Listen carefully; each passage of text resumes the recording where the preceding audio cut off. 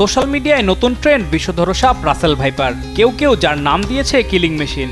বলা হচ্ছে এই সাপ ছড়িয়ে পড়েছে দেশের অন্তত 30টি জেলায়। রাসেল ভাইপার মূলত বরেন্দ্র অঞ্চলের সাপ। অন্যান্য সাপের মতো সারা দেশে দেখা যায় না।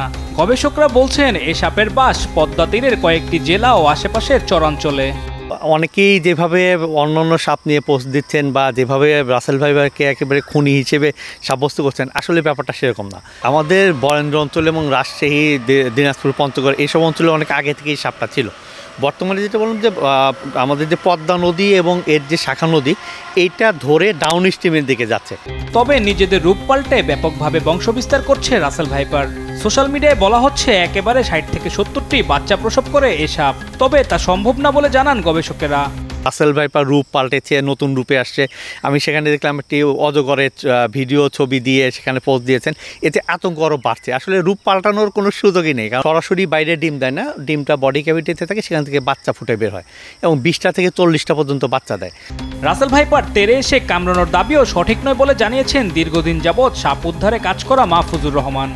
রাসেল ভাইপারকে কোনোভাবে উত্ত্যক্ত না করা, ও অনেক দূর থেকে আসলে সিগন্যাল দেয়, শব্দ করে মানুষকে সতর্ক করে, ওর কাছে না যাওয়া।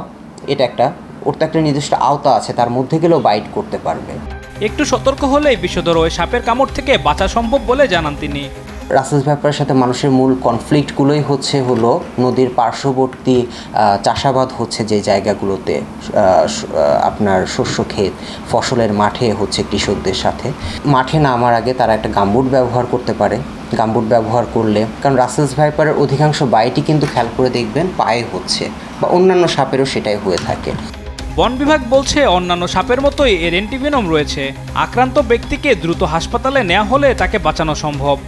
কোনো অ্যান্টিভেনম নেই এই কথাটিও সঠিক নয়। অ্যান্টিভেনম রয়েছে এবং এই সাপে কাটলে অবশ্যই মেডিকেলে বা ইয়েতে যেখানে অ্যান্টিভেনম আছে সেই হাসপাতালে স্থানান্তর করতে হবে। ওঝা বদ্যি ঝাড়ফুঁক নিয়ে যেন কখনোই সময় নষ্ট না করে। নানা গুজবের কারণে মারা পড়া এখন বিপন্ন প্রজাতির সাপ রাসেল ভাইপার। এতে পরিবেশের ভারসাম্য নষ্ট হচ্ছে বলে জানান বন কর্মকর্তা। সাপ দেখলেই মেরে ফেলা বা এটাকে করার একটা খুব বেশি একটা প্রবণতা লক্ষ্য করা যাচ্ছে, যেটি কিন্তু আমরা বলবো যে প্রকৃতির জন্য ভীষণ ভাবে ক্ষতিকর হবে। গুজবে কান্না দিয়ে সবাইকে সতর্ক থাকার পরামর্শ দিয়েছে সরকার। আলিমুজ্জামান সাফওয়ান, দেশ টিভি, ঢাকা।